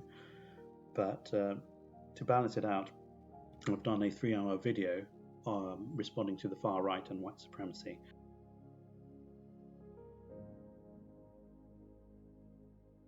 and that was after the New Zealand attacks last year in 2019, when Brendan Tarrant shot Muslims at the mosque. So I'll give a link, I'll provide a link to that 3.5-hour video. And in one of your final comments in your videos, you had another prayer. I hope God is proud. I hope God is proud of the people on the front line who are willing to risk their lives, so on and so forth. I'll write that in the letter. And I say that, may God listen to your prayers, but also do not miss out or include the other victims of oppression, racism and torture that I listed above in the letter. And I will still maintain that no other oppression or injustice on earth compares to the merciless killing of unborn babies. Approximately 2 billion unborn babies have been killed since 1973. Okay, it's mind-boggling how big the figure is, and we just cannot comprehend it. They have been killed since 1973. 2 billion souls who have left this earth with silent screams. So I hope that you pray for them as well. And we stay silent against this great crime against humanity. You and I believe in the Quranic verse which alludes to Judgment Day. I think it's chapter 81, verse 2, is it? Sorry, chapter 81, verse 9, where children who were killed before in the Arabian society, young girls, a lot of young girls were buried alive. They'll be raised up, and this links to abortion as well. They will be asked the question, or rather, the people who killed them will be asked the question, for what crime was she killed? And let's hope that we do not have to answer that on Judgment Day, that we try to correct this injustice whilst we are on earth. Subsection 20.1, how should you and socialists respond? Well, in kind. As I explain how what sort of response I'll be looking for. You obviously don't have a lot of time, so maybe a video response would suffice, but for others, I would expect a very detailed rebuttal of every single point that I had made. But I think that it's not going to happen, because why would you, or why would your socialist comrades want to give publicity by responding to this? You do not want to give publicity, so I don't think you can respond. But anyway, I made the effort, 53 pages, so take it or leave it. And section 20.2, a message to conservative readers. So as this is an open letter, I'm hoping that this will reach a lot of the conservatives out there.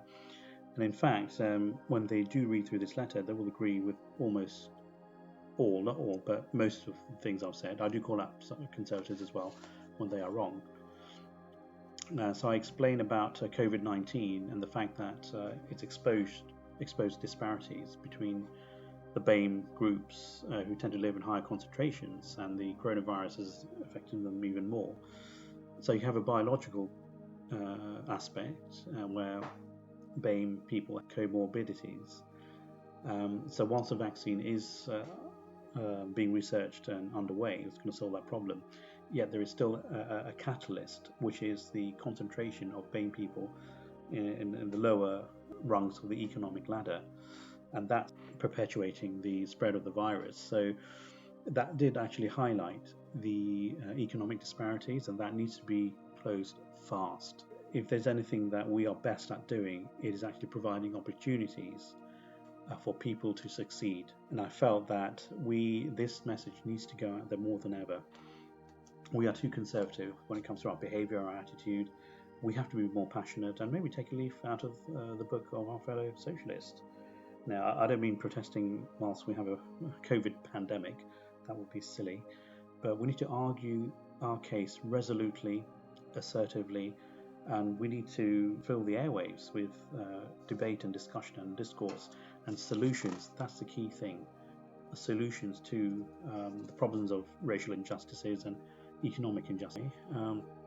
I'll then go on to explain why the GOP, the Grand Old Party, has gone slightly astray, and why you have the foundations to really rebuild. The Democrats can never ever go back to their foundations, because the foundations were built on slavery, the Ku Klux Klan, lynching, segregation, and so on. So they can never go back to the foundation, but you can, because the GOP was created to abolish slavery. It was created because Black Lives mattered. Do you understand that? And that's why I reiterate that you should be an ally of Black Lives Matter if you are not. The GOP can find itself again by going back to the foundations with pride and rise from the ashes. I also make a plea towards the end, again, sticking with the section on message to conservatives, that please end the polarization of conversation. Reach out to the folks on the left who do not, or people who do not agree with you, so that you can come to a mutual understanding or agree to disagree. People on the left are not viruses, so don't treat them like they are. They too want to change the world for a better place. We just have different ways of going about it. And I talk about some inspirational speeches made by two politicians. One was Al Gore, a Democrat, in his concession speech of the year 2000, when he lost the election to George W. Bush. Although I was happy that Bush won, I really respected Al Gore for his message of unity, and that there is a lesson for us today. Well, in that same spirit, I say to President-elect Bush that what remains of partisan rancor must now be put aside, and may God bless his stewardship of this country. Neither he nor I anticipated this long and difficult road. Certainly neither of us wanted it to happen. Yet it came, and now it has ended, resolved as it must be resolved through the honored institutions of our democracy. Over the library of one of our great law schools is inscribed the motto, "Not under man, but under God and law." That's the ruling principle of American freedom, the source of our democratic liberties. I've tried to make it my guide throughout this contest, and tonight, for the sake of our unity as a people and the strength of our democracy, I offer my concession. I also accept my responsibility, which I will discharge unconditionally, to honor the new president-elect and do everything possible to help him bring Americans together in fulfillment of the great vision that our Declaration of Independence defines and that our Constitution affirms and defends. But in one of God's unforeseen paths, this belatedly broken impasse can point us all to a new common ground, for its very closeness can serve to remind us that we are one people with a shared history and a shared destiny. And also in 2008, when Barack Obama won and John McCain lost, again, looking at John McCain's speech was very, very inspiring, and what the election of Barack Obama meant to the African American people and what could be achieved in America. A little while ago, I had the honor of calling Senator Barack Obama on being elected the next president of the country that we both love. His success alone commands my respect for his ability and perseverance, but that he managed to do so by inspiring the hopes of so many millions of Americans who had once wrongly believed that they had little at stake or little influence in the election of an American president is something I deeply admire and commend him for achieving. This is an historic election, and I recognize the special significance it has for African Americans and for the special pride that must be theirs tonight. I've always believed that America offers opportunities to all who have the industry and will to seize it. Senator Obama believes that too. But we both recognize that though we have come a long way from the old injustices that once stained our nation's reputation and denied some Americans the full blessings of American citizenship, the memory of them still had the power to wound. A century ago, President Theodore Roosevelt's invitation of Booker T. Washington to dine at the White House was taken as an outrage in many quarters. America today is a world away from the cruel and prideful bigotry of that time. There is no better evidence of this than the election of an African American to the presidency of the United States. Let there be no reason now. Let there be no reason now for any American to fail to cherish their citizenship in this, the greatest nation on earth. President Obama has achieved a great thing for himself and for his country. I applaud him for it and offer him my sincere sympathy that his beloved grandmother did not live to see this day. Though our faith assures us she is at rest in the presence of her Creator, and so very proud of the good man she helped raise. And I pledge to him tonight to do all in my power to help him lead us through the many challenges we face. I urge all Americans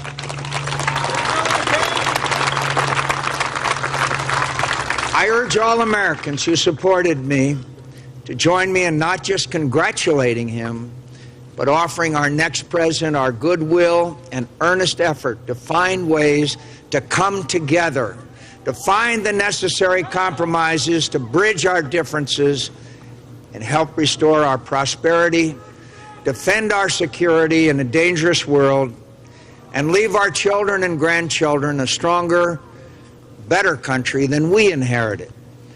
Whatever our differences, we are fellow Americans. And please believe me when I say, no association has ever meant more to me than that. So their messages ring true today. So I end that particular section. Go back to your foundation with pride and rise from the ashes so that you can take a march forward once again and close the economic gaps between communities and bring prosperity to them all. That is what conservatives do best. Final thought and song. Now, when I was at boarding school in the 1980s, we used to have morning assemblies, and different pupils would take turns doing the assembly. So they'd say a few things or do a few sketches, do some presentations, and then they would always end with a piece of music, which would make us ponder and think about the message of that assembly. So with that spirit in mind, I will end that particular, well, the whole letter with a link to a song which is called Where's the Love, and it's the message that needs to ring loud in this age of social unrest. And certainly the message should embody what this letter is trying to do. And also it embodies the peaceful messages of Nelson Mandela, Martin Luther King, the Dalai Lama, Mahatma Gandhi. These were the great people of the 20th century, the great leaders. These leaders we do not see today. Apart from the Dalai Lama and the Pope, we have too many wannabe leaders, but not actual leaders who can move mountains. So the song, Where Is That Love? I leave with that, and then... So I end the letter there, and at the end, right at the end, I provide video links to a couple of short speeches I made to the Conservative Party conferences in 2001 and 2006. And at the end is my long video response, which is over 3 hours long, 3.5 hours, to white supremacy and the far right. Okay, so that's the end of the letter. It is quite a long letter, 53 pages, but I did it with sincerity because clearly what has happened after Floyd's death did really affect me, so I thought best to pen these words. And I do expect there will be some form of dialogue, but knowing the socialist mindset, they would rather not give publicity to this type of letter where it really breaks down or rebuts the arguments put forward by you, Linda, and your comrades. So probably you will not respond, but I expect, but I hope you do, inshallah, because it was written with sincerity and it deals directly with the comments that you made.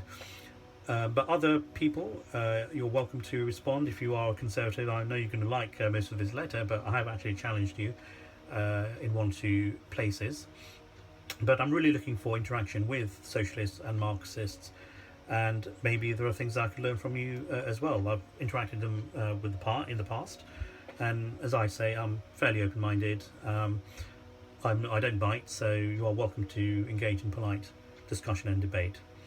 Anyway, back to you, Sister Linda. I bid you farewell. Assalamu alaikum, and peace be with you and everyone else listening to this video.